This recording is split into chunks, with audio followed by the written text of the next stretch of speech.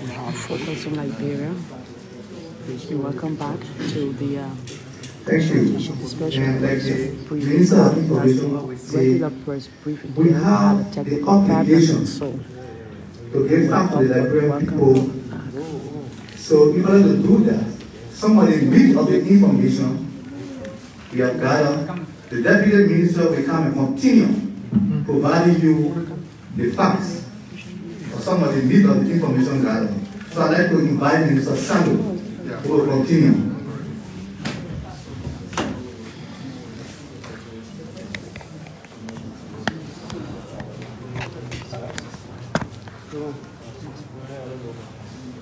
We will begin from where we stopped, and we apologize to our viewers for that interruption. So as I was saying, the President's commitment to addressing the problems that the country has faced for the last 177 years go across the country during the relay season. Our citizens cannot move. When the President during the campaign said in the first 100 days he would ensure that no car going in the hinterland of this country is stuck in the mud. And true to his promise, the intervention that was made in the road infrastructure during the execution of the President's 100-day deliverable has proven to be very massive. Very massive. There's testimony all over the place that distances that were taking 3 to 4 days to cover are now being covered in a matter of hours. So all of the things we've been saying on this platform, the road from Ganta to River G is okay, good condition.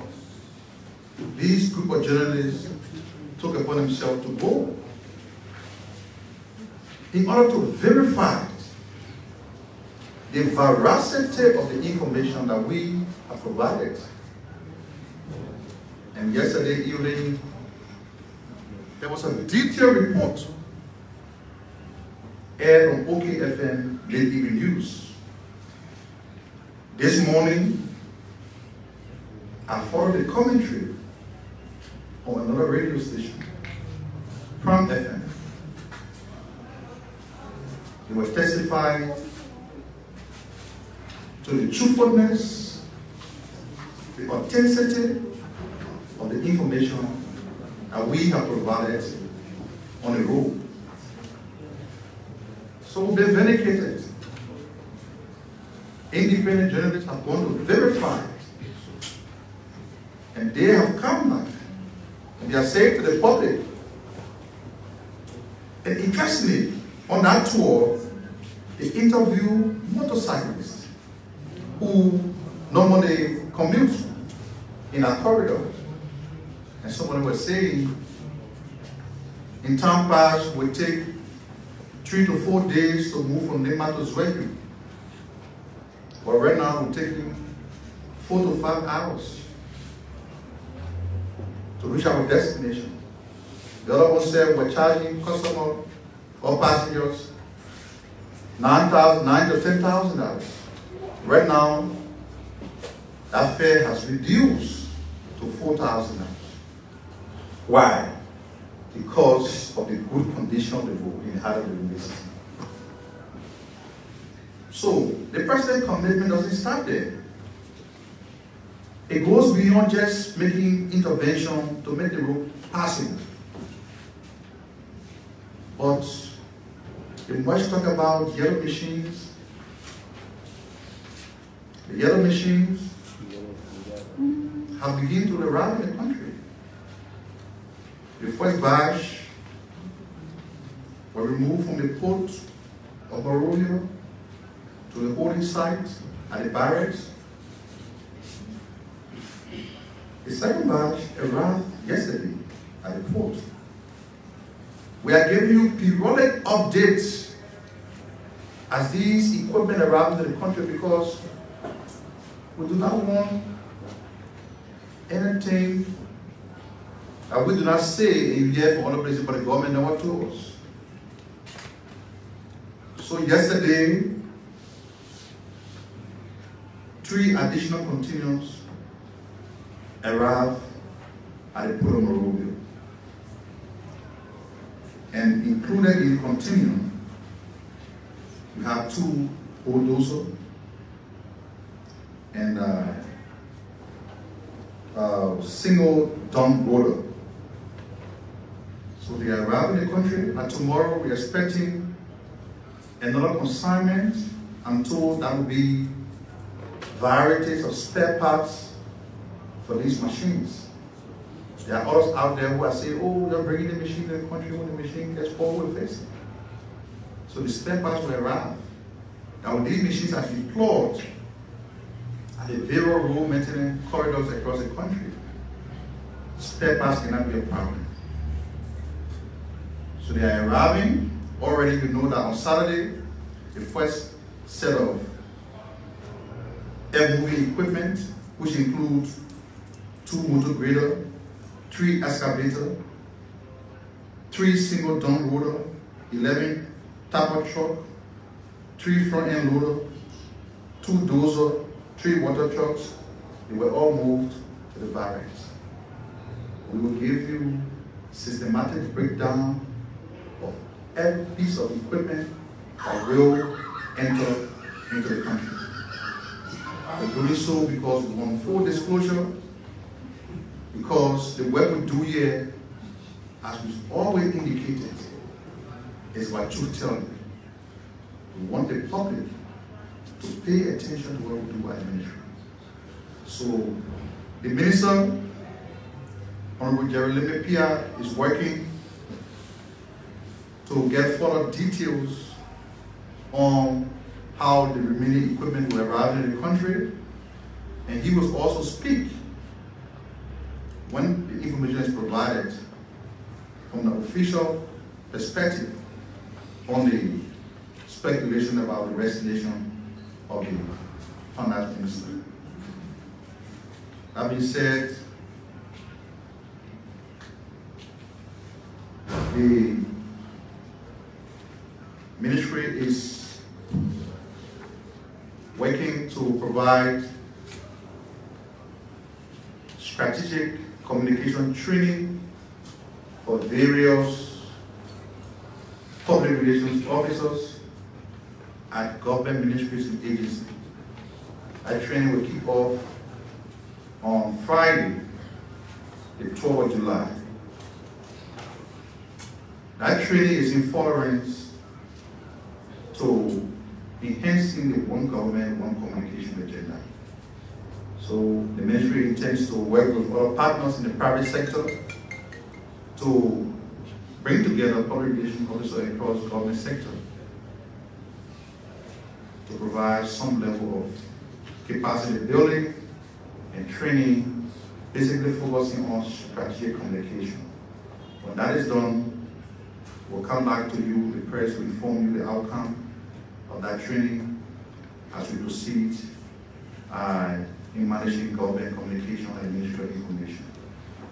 On that note, I now seize the moment to invite to the podium Dr. Edward Lima Moncayo, the Executive Director of the Commission on Higher Education, Republic of Liberia.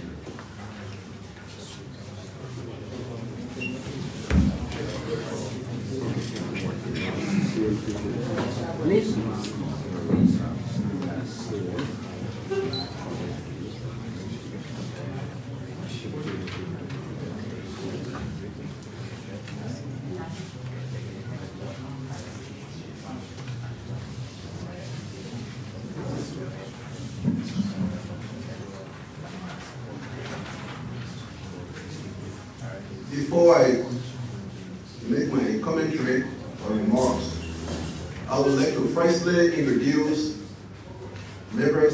some members of my senior management staff who accompanied me here at this press conference.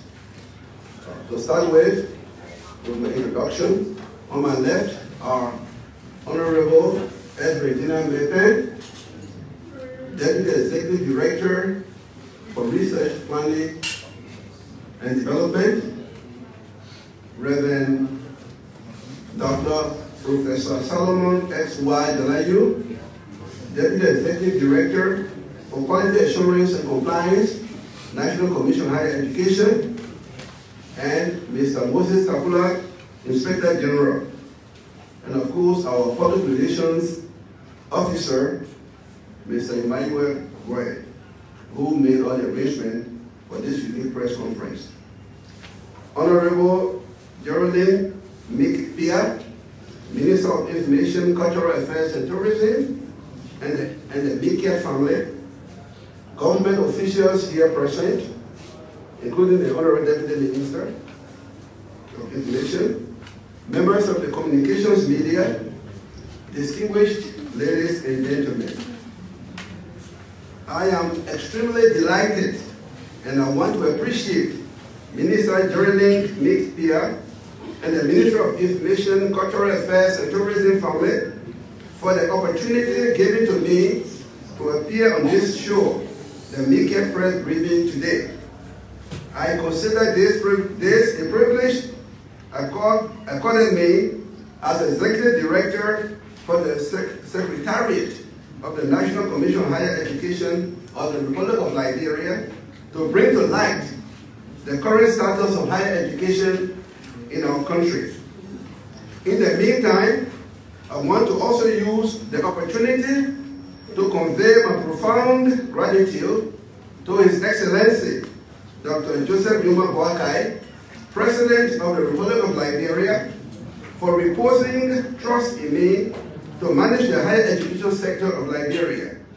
As I express my heartfelt appreciation for my preferment for the second time, I would like to assure His Excellency, President Boakai, of my unwavering commitment and support in the direction of reforming the higher education system to make it comparable and competitive with our regional and continental compatriots. Overview of the National Commission on Higher Education. The National Commission on Higher Education is an institution that bears the statutory responsibility for the regulation and accreditation of higher education programs in Liberia. Established by an act of National Legislature in 1989, the National Commission on Higher Education has the mandate to regulate, manage, and monitor higher education activities in Liberia.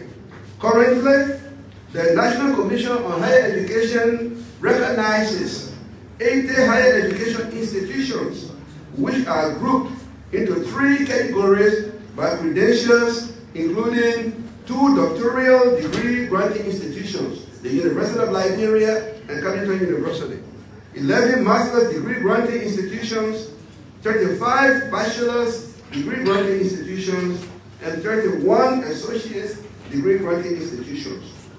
The institutions are further classified into 13 public, 32 private, and 35 faith-based institutions by their ownership. These institutions are distributed across 11 counties in Liberia, including Bomi, Bong, Grand Bassa, Grand Jide, Grand Cru, Lofa, Margibi, Maryland, Monserrado, Nimba, and Sano counties. The 2022-2023 Higher Education Management Information Statistics, HEMIS, put the student enrollment in higher education in our country to 59,854, including 31,877 males and 27,987 females across all levels of higher education sector.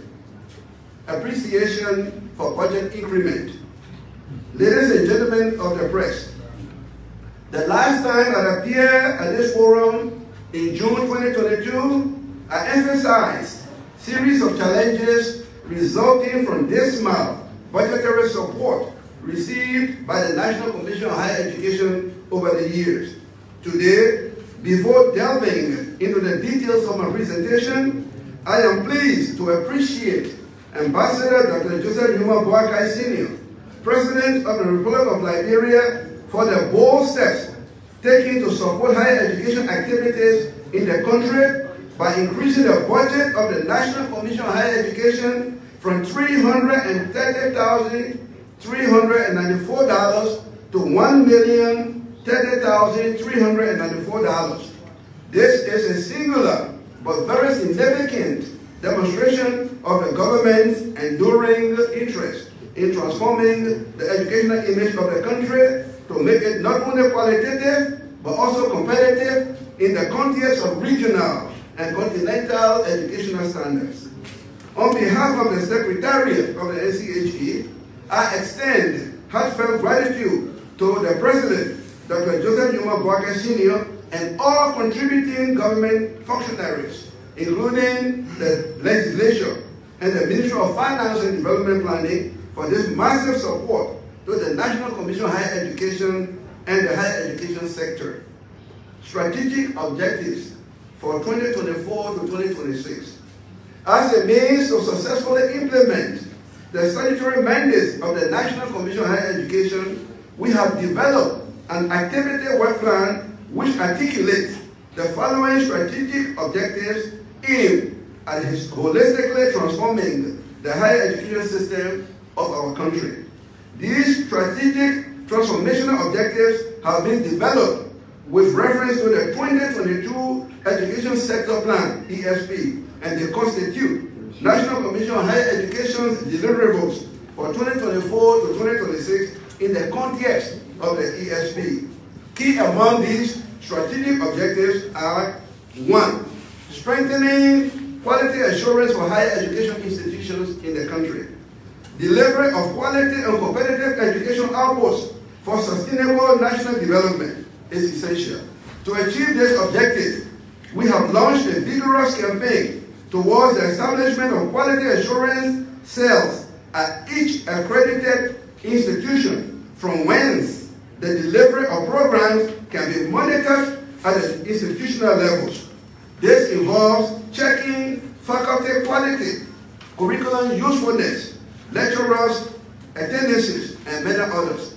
At the national level, the National Commission on Higher Education has already begun engagement with policymakers for support towards verification of credentials of staff within the higher education sector, with major focus on lecturers and management staff of our higher education institutions.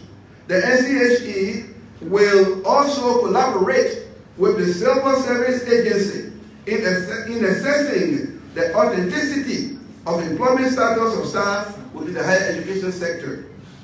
2.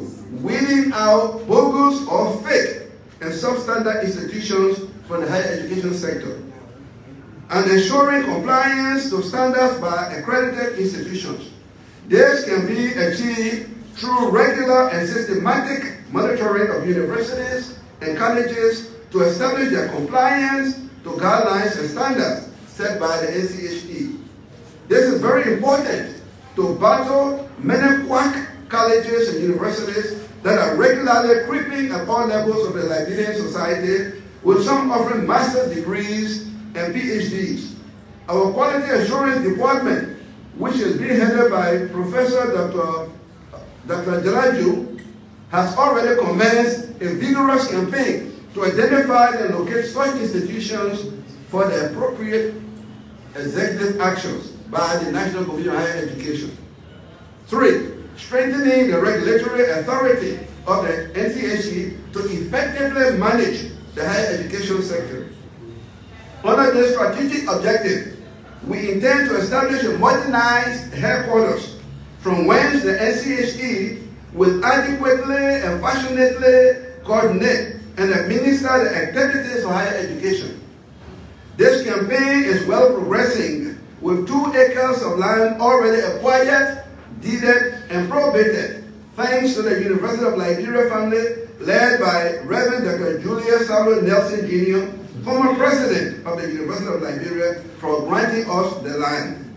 We have also submitted our request to the Embassy of the People's Republic of China for assistance to construct the office building for the NCHE. We are following up on this request while seeking other suitable means for funding. Under this objective also, we intend to revise the 1989 Act that created the National Commission on Higher Education as a means to build and upgrade the statutory capacity of the Commission for effective performance. Our analysis and observations of past and current realities point to the need for elevating the National Commission on Higher Education to an autonomous agency with the head having a cabinet level status like the Civil Service Agency or the General Services Agency to be able to achieve its colossal mandate. This is in line with international and regional best practices. As part of this objective, also, we will develop and roll out code of conduct for higher education staff to guard against unwholesome conduct in the discharge of their duties. Number 4, establishing partnerships and collaborations with public and private sector through public and private sector partnerships, PPPs, to enhance offer. This will call for setting up coordination platforms to strengthen interactions in the higher ecosystem, including private higher education stakeholders and development partners, while at the same time holding stakeholders meetings among heads of higher education institutions, GOL, Government of Liberia policymakers, and higher education stakeholders. Under the partnership objective, we plan to hold a national higher education stakeholders conference this year or early next year, which will bring together higher education actors, donors, as well as policymakers to brainstorm on the current state of affairs in the higher education and draw a new agenda reflective of contemporary, regional, continental, and global context. So this is the optimum aim, of the Higher Education Commission under our leadership. 5, creating an enabling environment for safe and inclusive access to higher education institutions. By this strategic objective, the National Commission on Higher Education seeks to ensure that disability accessible, gender-friendly, safe learning environments with ramps, separate latrines are provided for access to learning by students with disabilities and special needs, including females.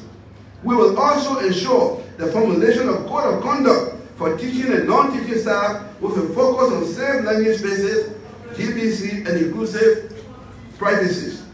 6, integrating digital technology in higher education.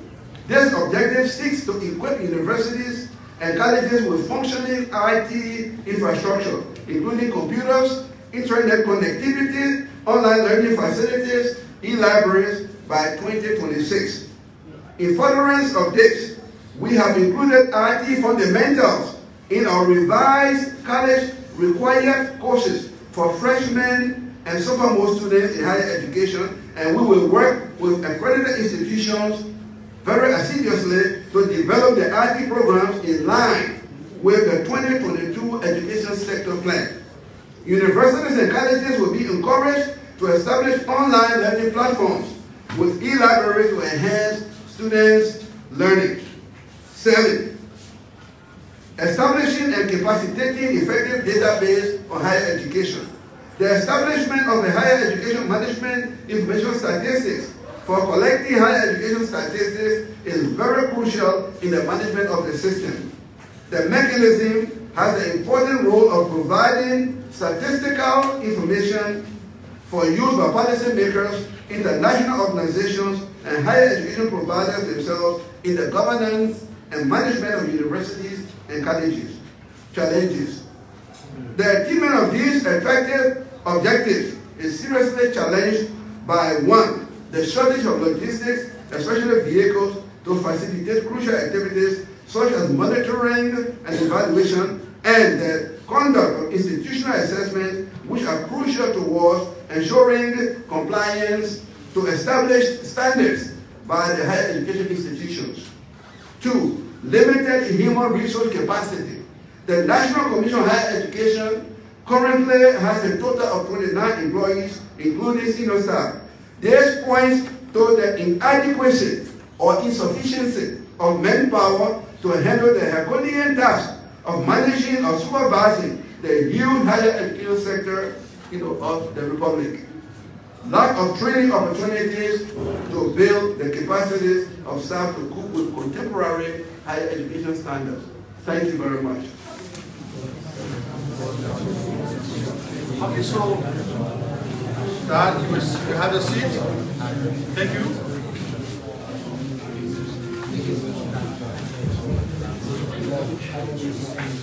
Thank you. So you listen to the Executive Director of the National Commission on Higher Education. I'm sure you have your question. I see Shokonfiama already taking the line.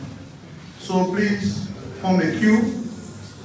And as always, we anticipate that you premise a question on the issues that was raised by the speaker. You listen to him, he talked about budgetary increment to the agency. He talked about the vision that they want to accomplish by 2026 and what have you. So we'll now look forward to you putting your questions so he can respond to it. So we'll take 4 questions at a time. 4 questions at a time. Please take your pen and your paper so you can take note while the questions are being asked.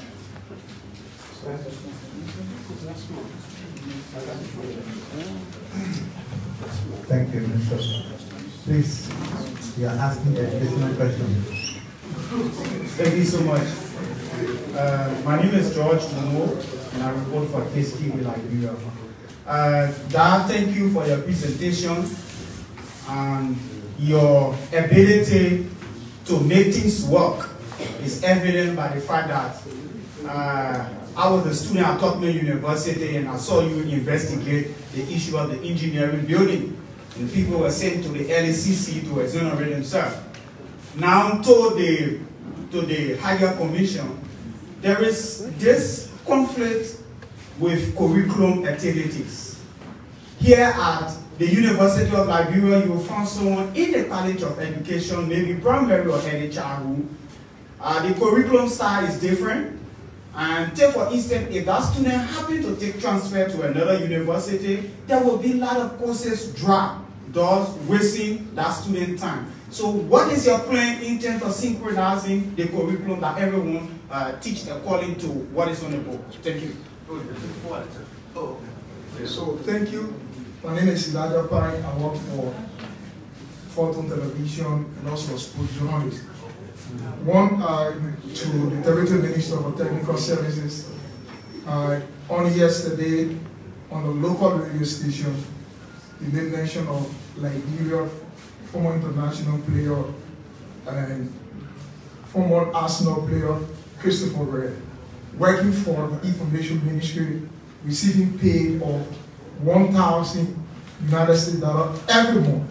Can you please tell which department was he working in or not coming to work or receiving this money? Can you please tell us? Thank you so much for coming. My name is Drogon Flammer and I report for Spoon FM and Spoon Network.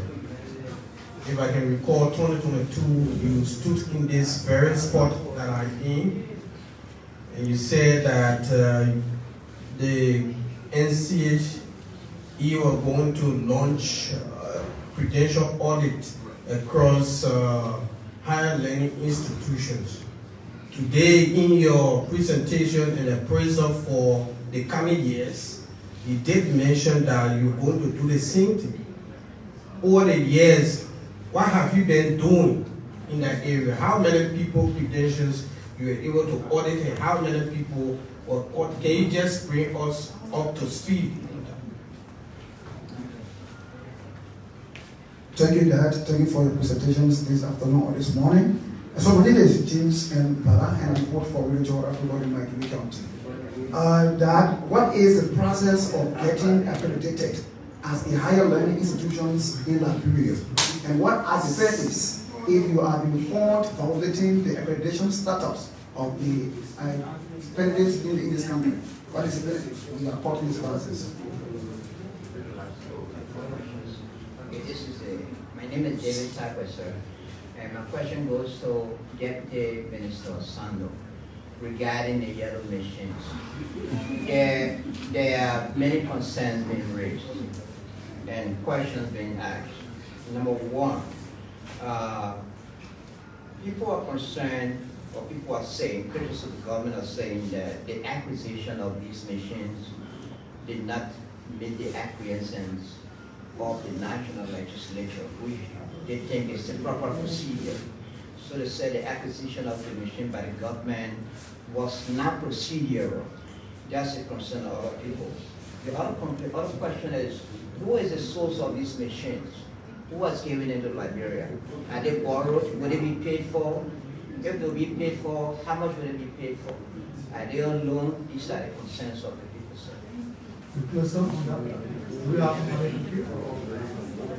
Okay, so we close on that.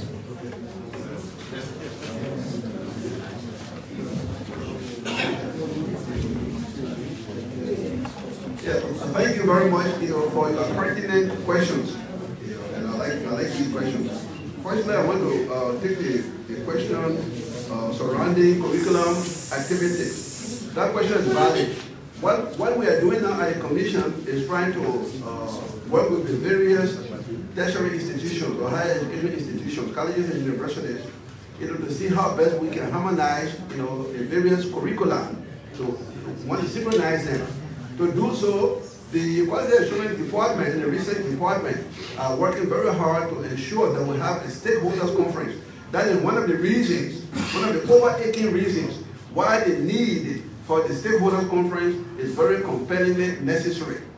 All right? Because the stakeholders conference is going to bring together heads of the various higher education institutions, policymakers, and even government officials, who have direct, linkages, higher education in this country, so that we can, discuss the dimensionality, higher education, how best we can synchronize, our curriculum. So we're working on that. In fact, the ECOWAS Commission is now working in that direction. For example, I've had the opportunity since 2022 to proactively participate, in the ECOWAS, commission, that deals, with synchronizing, curricula in the sub-region from the Francophone, countries, Lusophone countries, and the Anglophone countries. Lusophone countries are Portuguese and Spanish-speaking countries. For those who don't understand what all right? Yeah. So we're working on that. As a matter of fact, we have successfully completed the synchronization of curricula in the health sciences in the sub-region. So what we are going to do, effective the 15th of this month up to the end of July, in Liberia, Togo, is to revisit what we had done, so that our organized curriculum in the health sciences will be submitted to the Authority of Health of the State of the sub-region to sign onto that. When that happens, Liberia, as an integral part of the sub-region, a country of the sub-region, a geopolitical entity, will be able to implement, the curriculum in the health sciences. It means, in essence, that if a person were to graduate from the Doctor College of Medicine, an MD, that person is qualified to work, in Equatorial Guinea, or in Senegal, or in Niger, or in Ghana or Sierra Leone, and vice versa. Equally important, if a person were to acquire a degree in public health, for that matter, or in nursing, or in epidemiology, public health epidemiology, or in midwifery, or in laboratory technology, that person will be, eminently qualified, to work in any one of the countries in the sub-region. So that's what we are doing. For Liberia now, our goal is to synchronize, is to put together, to bring together, all the curricula from the various institutions so that they can become one. So if that happens, after our stakeholders conference, it means in essence that if a student were to complete courses, at the University of Liberia, and that student would like to transfer to the Liberia University or the Tubman University, that student, requirements or courses that he or she have completed will not be, put aside, but will be incorporated into that particular discipline. So this is what we are now working very hard on it. Trocon Flaman, you asked a very valid question about the credential audit. That was one of the leading campaigns that we advocated when I took over. Don't forget, I came from the higher education sector. I served as a university professor for many years. I served as president for Tubman University, for president for Liberia University, and also vice president for academic affairs for Cardinal, and professor at Tubman University for 10 years. So I'm well located in the nexus higher education activities. So I'm quite aware of looking at credentials or trying to eradicate fake credentials. And I think Liberia should not be different than any other institution or country to look at the verification of credentials of our faculty. We wrote a proposal upon the invitation of the former Minister of Finance, Honorable Twet, a very brilliant man. He said, Dr. Wonka, we discussed this with him. He said, Dr. Wonka, submit a proposal so that we can fund you adequately to audit the credentials of faculty or of personnel working in higher education institutions. My staff and I worked very hard. We submitted a report, a very comprehensive report. We submitted a proposal. Excuse me. Gentlemen, you asked a question. Honorable Mayor is responding, you keep moving about what happening.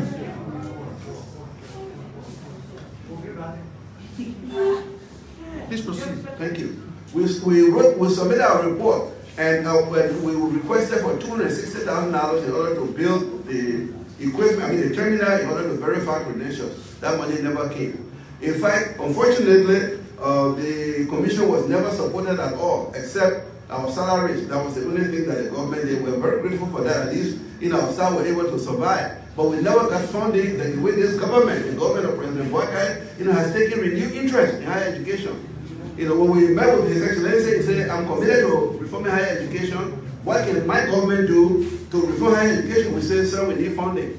And to start with, despite our difficult financial, crashes, he made sure that our budget was elevated from 400,000 to 1 million plus. So we're very, very grateful, to this government and to President Boakai specifically for giving us, this money. Now, based on what we have now, at our disposal, the funding that we have, we are now putting the mechanisms in place, significant mechanisms in place that will be effectuated very soon.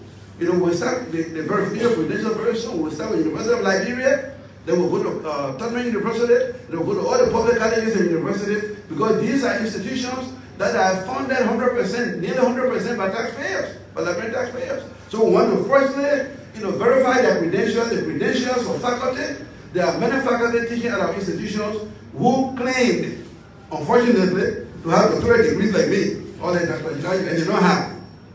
All right, and we want to eradicate those pseudo and fake degrees, from our university arena. Because we want our people to be educated. The present generation of Liberians must be educated. That is the aim of this president. He wants the young people of Liberia to receive quality education so that they can compete, with our contemporaries in the sub-region and in continental Africa and globally. So it is the mandate that I have from Mr. President, and I'm going to effectuate that, without any, bigotry or discrimination. And I thank God that we have some resources. So, Trocon, I can assure you that this administration is going to start a verification very shortly. And we discover that a lecturer is teaching at the University of Liberia or Catholic University or any one of our institutions higher learning, and that person does not have the degree that he or she professes to have, we throw that person, out, or probably jail that person. But because then you are lying to us, and you are deceiving us, and we never allow that for our citizens to be misled. Mr. James Black, you talk about a very good question. You talk about what are the processes of accrediting colleges or universities. Our process is very, very simple.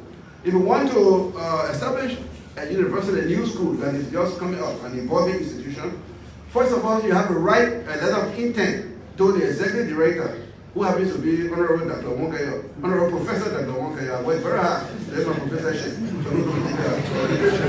So you write a letter to me, And then when you write the letter to me, your intent, and you express your intent of what you want to do. For example, you want to open, a nursing school or a college that will offer a nursing degree, or a university that will offer degrees in the geosciences or engineering. Once I receive that communication, I will send that communication to the Quality Assurance Department, which is currently headed by Professor Jirayu. And then they will also familiarize you with the requirements, what you need to do in order to be, for your request, to be accepted. They will have to ask you to submit, all the plans, including faculty, the list of faculty, your curricula, for the various disciplines that you want to teach, your financial sustainability, what is your sustainability plan? Do you have money? If it is a private institution, do you have money, to defray the cost, to cover, to defray the cost, of your faculty or your workers, for 2-3 years. Sometimes we'll ask you to give a 5-year sustainability plan, and we'll look at that very, very comprehensively. Now, if we did that, then the Quality Assurance Department will go physically to inspect, your campus or the buildings that you're located in. But we encourage evolving institutions, schools that are trying to, to become an institution, to have at least their own, land, where they will build, their university instead of just renting. All right, we encourage that. However, we are very flexible because we know that we're going through difficult financial challenges and want to educate the masses of our people. So if you have a building in Monrovia, for example, or in Ganta or in Grand Bassa, that you want to establish your institution, you will have to let us inspect that, facility to make sure it is feasible adequately to accommodate, learning, conducive, democratic learning environment. If not, then we deny you. And then we will also invite professionals, because we don't have all the experts, we don't have all the expertise.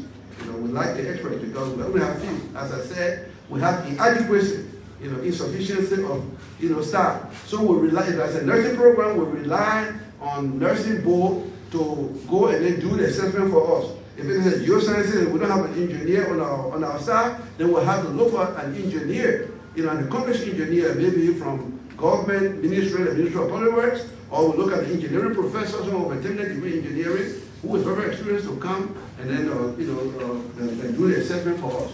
And then based on that, then we will make our determination. And when the report is submitted to me, I will intend to evaluate that. And I do that very, very judiciously because I'm a professor. So I look at it very critically. And if I'm satisfied with that, then I will submit it to the Board of Commissioners. And the Board of Commissioners will take that decision. I think we have about 15 or 16 members board. And we agree to that, then of course we'll give you a provisional, accreditation. I also have the mandate, the executive mandate to give an accreditation if I discover that the institution has what it takes to provide quality education to our people. I can give you provisional admission, pending approval by the National Commission on Higher Education Board of Commissioners. Thank you. Okay.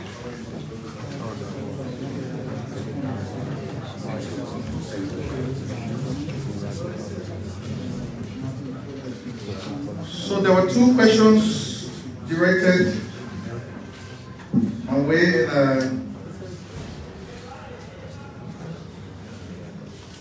The first question is, which department was Mr. Did I get the question right? You said which department Christopher was working in? Well, he was enlisted in the technical services department. But yeah, what happened? For the month of April, because we came here late February, March. For the month of April, we got concerned that there were many ghost names on the payroll. And so the HR did a short list of 10 questions and said, we're not sure these people can come to work. They're not working here. How did they get on the payroll? It's another conversation I'm going to have another day. But, so the 10% account was blocked. And subsequently when salary was paid to the account, they didn't receive the light, of course, the IOP. So we are anticipated to see 10% come to make claims of not receiving salary. Surprisingly, the supervisor would just show up in the office of the HR and said he didn't receive salary. So, talking to the minister, asked him, do you work here? He said, yes, I work here. When last did you come to work? Before the campaign. Which department do you work in? He doesn't know. What he tells us is that he got on the ministry's payroll as a result of presidential directive. So, let's assume that the president of the country even instructed the minister to put you on payroll. Is that sufficient grounds for which you shouldn't come to work when you stay home and be taking pay? So the matter was turned over to the civil service. You know, they are handling everything, and I sure they saw that. But that's how much we know. And you talk about it, you wouldn't know the salary you were earning on the payroll. It was in the neighborhood of $1,000. David talked about on the yellow machine issue. I said there are other details about the source of the machine that people keep asking and everything. The minister probably will speak to the other details. What I was authorized to give you is what I gave you today. On the legislative involvement or the legislature being involved, we have to understand that the Constitution creates three separate but coordinated branches of government. The president is the chief negotiator of the country. We should allow the president to do his work.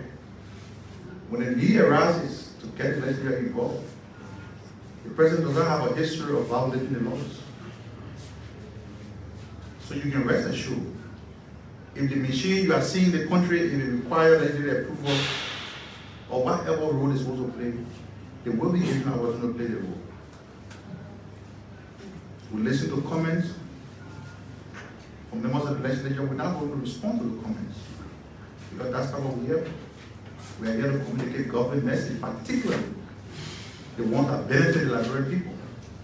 And the way you see people jubilating over the presence of the machine in the country suggests that people want the machine. So all of the political bureaucracy or Capitol Hill will be addressed, but we have to give democracy a chance to work. The president has a mandate. He's working seriously well in executing that mandate. He said to us that he's focused on improving the livelihood of the next generation of Liberians. He's not focusing on election. So, let the politics rest. The president and the legislature have a very cordial relationship. They don't call us fish. So, I'll take care of that, yeah? Dr.